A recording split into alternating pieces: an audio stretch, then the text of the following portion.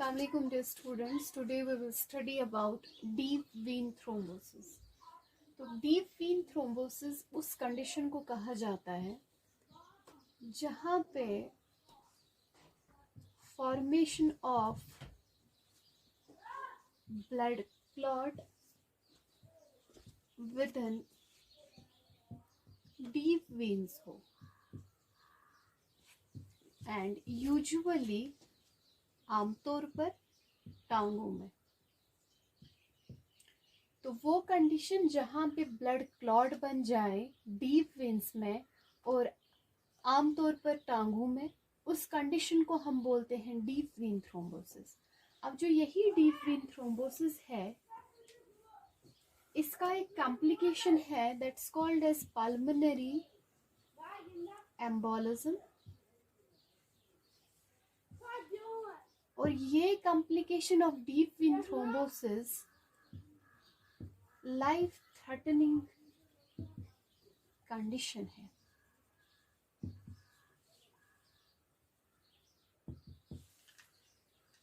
अब ये pulmonary embolism क्या होता है? पल्मोनरी एम्बोलिज्म हम उस कंडीशन को बोलते हैं जिसमें एक या मोर देन वन आर्टरीज किसके, लंग्स के, वो ब्लॉक हो जाएंगे, बिकम ब्लॉक्ड। किस वजह से? इसी ब्लड क्लॉट की वजह से। और ये ब्लड क्लॉट जो है मोस्टली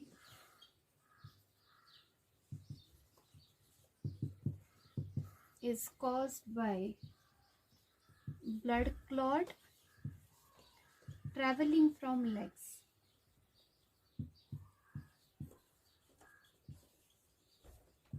तो पल्मोनरी एम्बोलिज्म हम कह सकते हैं वो कंडीशन है जिसमें लंग्स के आर्टरीज जो हैं वो ब्लॉक हो जाएंगे। किस वजह से? ब्लड क्लॉट की वजह से। और यही ब्लड क्लॉट जो देखा गया ये मोस्टली फ्रॉम लेग्स ट्रेवल हो जाता है towards the arteries of the lungs. Now coming towards its etiology.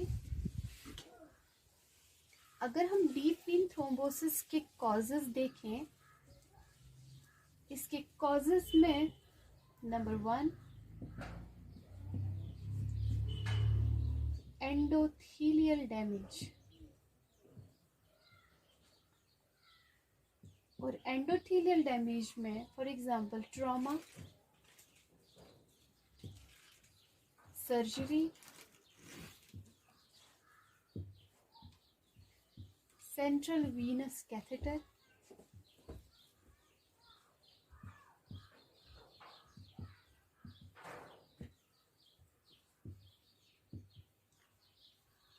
dialysis SS catheter and local vein damage. Endothelial damage में हम for example trauma, surgery, central venous catheter, dialysis SS catheter and local vein damage, इनमें से कोई एक cause है। ठीक है, तो एम्बोलिस बन गया, कोई क्लॉट बन गया किसी आर्टरी में या वेन में, और वही क्लॉट जो है ट्रांसफर हो रहा है टुवर्ड्स द लंग्स, वो पल्मोनरी एम्बोलिज्म क्रिएट कर रहा है वहाँ पे। ठीक है, तो इन वजूहात से भी डीप वेन थ्रोम्बोसिस हो सकता है। Number 2 Venus stasis. तो वीनस स्टेसिस वो कंडीशन है जहां पे स्लो ब्लड फ्लो हो, किन में? वेन्स में and usually of legs. For example Venus stasis के एग्जांपल्स बेड रेस्ट है, ओबेसिटी है, ठीक, history of varicose veins,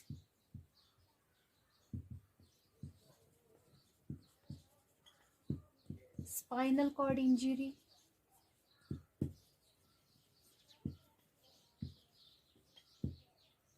and age greater than 65 years.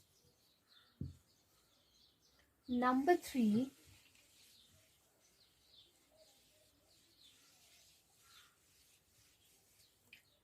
Number 3 is called as altered coagulation.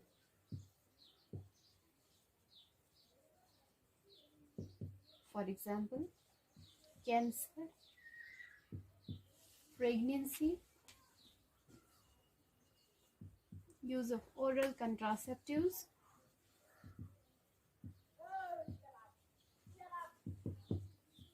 polycythemia. You know what is polycythemia, and septicemia, already taught. तो कहीं पे भी coagulation में alteration आ रही है due to the condition, for example cancer, pregnancy, overuse of oral contraceptives, polycythemia or septicemia, these causes also can lead to the deep vein thrombosis. अब कोई भी तीनों में से कॉज कोई भी है, अब पैथोफिजियोलॉजी हम कैसे बोल सकते हैं बन सकती. So deep vein thrombosis for example results from 3 conditions मैंने बताई.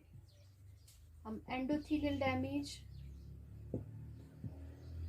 venous stasis and altered coagulation. अब तीनों में से कोई भी एक कॉज है.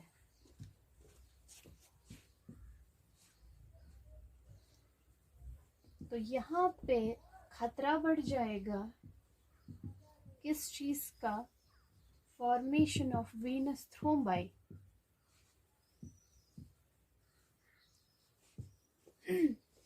अब यही वीनस थ्रोम्बाई जो है ये क्या होती, these are the aggregates of platelets और अटैच होते हैं वीन वॉल के साथ. और इन्हीं वीनस थ्रोम्बाई में टेल होता है, टेल लाइक एपेंडेजेस. ठीक है, और यही टेल लाइक एपेंडेजेस जो है these contain fibres, WBCs and many RBCs. अब जो यही टेल है ये ग्रो अप हो जाते हैं, फिर उसके बाद स्प्रेड या प्रमोट होने स्टार्ट हो जाते हैं in the direction of blood flow.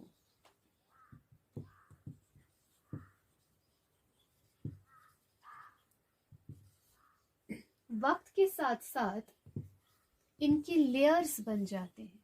So layers of thrombus formation. अब जो ही ये लेयर्स बन गए, वी विल से कि प्रोपेगेटिंग वीनस थ्रोम्बाई जो है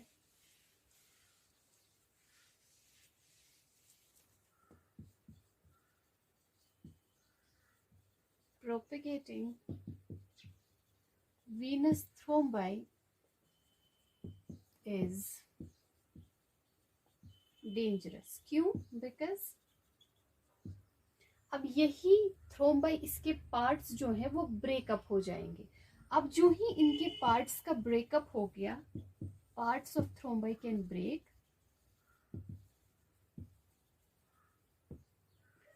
और उससे क्या हो गया होगा कि produce an emboli, occlusion. Occlusion मैंने कहा ब्लॉकेज. अब किस चीज का एम्बोलाई ऑक्लूजन हो जाएगा? पल्मोनरी ब्लड वेसल का.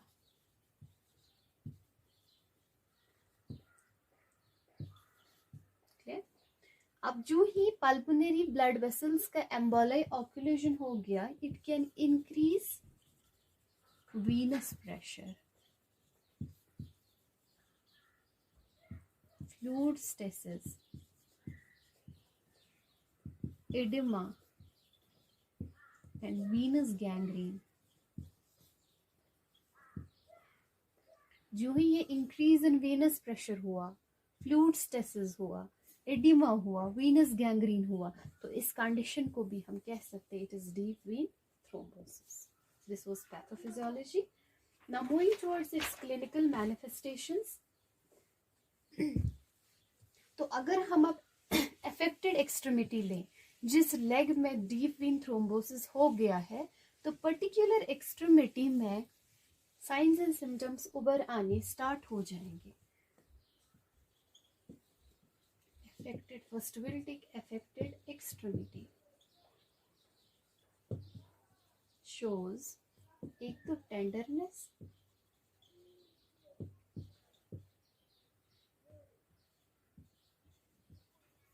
redness, swelling, edema, plus the area will be warmer than unaffected area or unaffected extremity.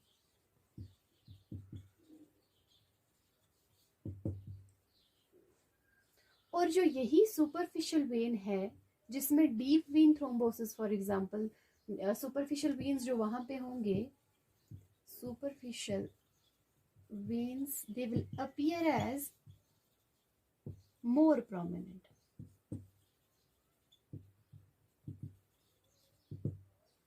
Plus एक तो ये वाले signs and symptoms plus superficial veins भी अपीयर प्रोमिनेंट हो जाएंगे, और signs and symptoms of pulmonary embolism.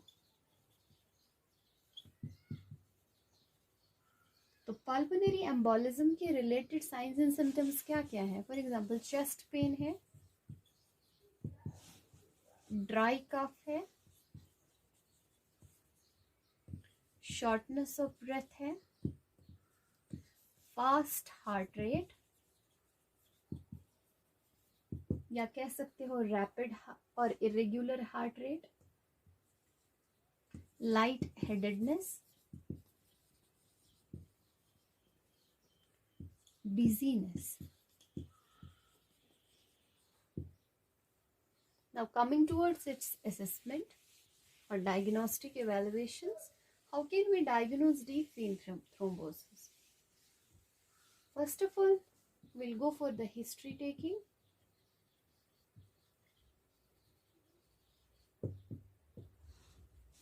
Next, signs and symptoms. Next, history of varicose veins.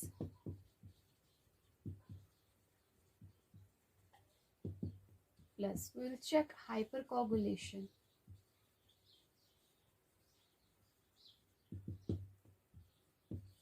We will collect the data of recent major history, major surgery, neoplastic disease, history of any neoplastic disease, or we'll take the history of woman taking contraceptives. We will check, is patient obese? So by collecting these data, we can diagnose deep vein thrombosis. Now coming towards its medical management. Medical management for deep vein thrombosis is divided into two parts, two categories. एक तो है pharmacological therapy,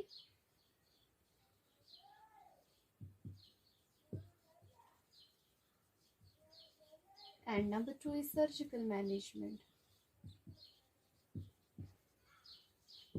So first of all, we'll read about pharmacological therapy.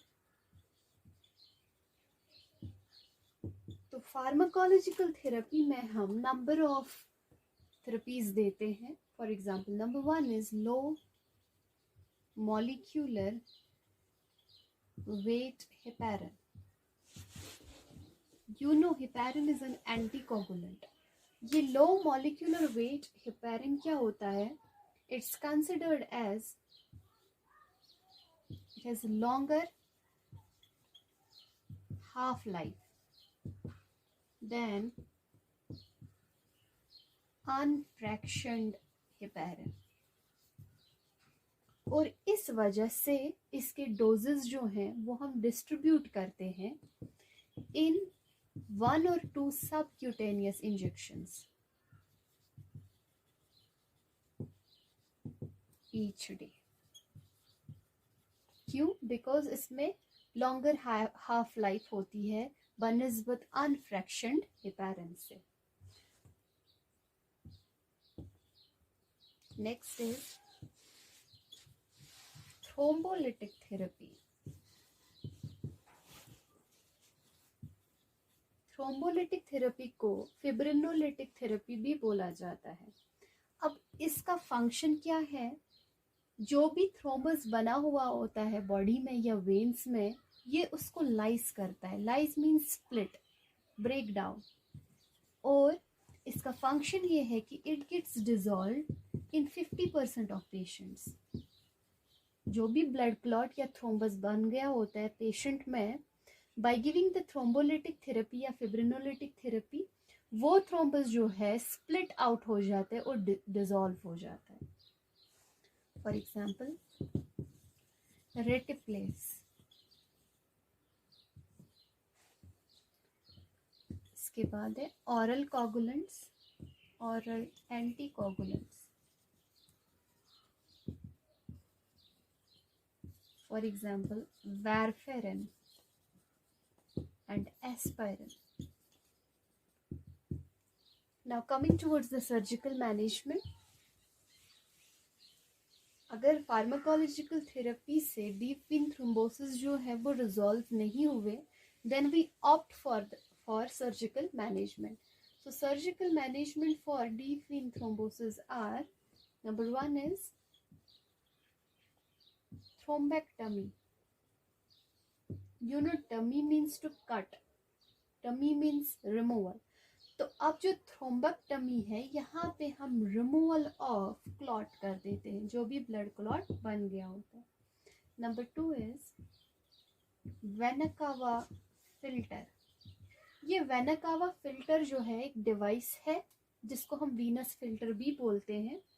जब हमने thrombectomy करनी होती है, हम इसको साथ साथ यहाँ पे यूज अप करते हैं। तो वेनाकावा फिल्टर जो है, इसको इम्प्लांट किया जाता है by vascular surgeons और interventional radiologists,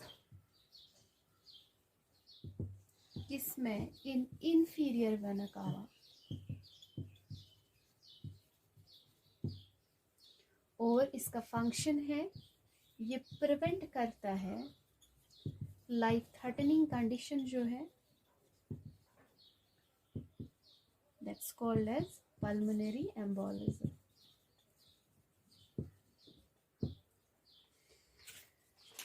नेक्स्ट, नंबर 3,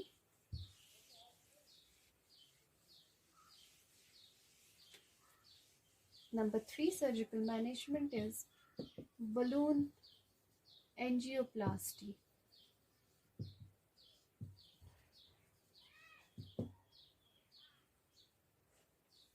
तो इसमें हम क्या करते हैं? We use a balloon tipped catheter.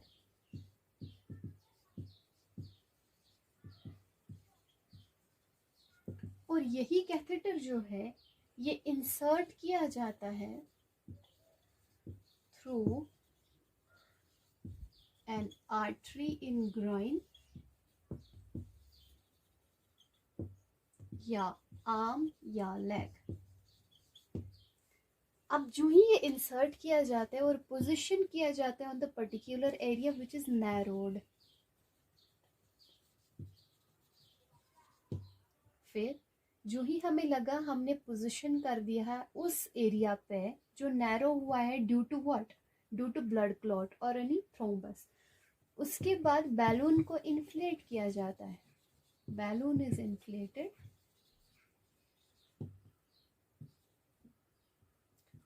And किसके लिए ये बैलून जो है, इसको इन्फ्लेट किया जाता है सो दैट फ्लैटन हो जाएगा ब्लड क्लॉट या कोई प्लेक अगर वहां पे बन गया है, ठीक है, तो उसको हम फ्लैटन करने की कोशिश करते हैं। और यही ब्लड क्लॉट या प्लेक जो है, ये एसोसिएट अटैच होता है किस चीज के साथ? Against the wall of artery.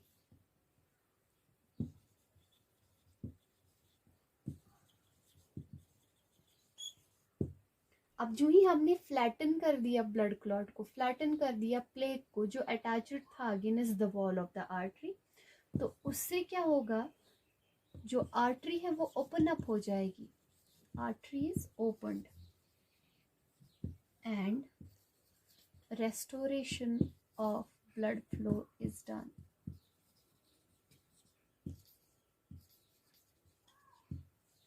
This was medical management of deep vein thrombosis. इसी के साथ आज का टॉपिक जो है वो ख़त्म होता है. सो हम मिलेंगे नेक्स्ट लेक्चर में. So stay tuned.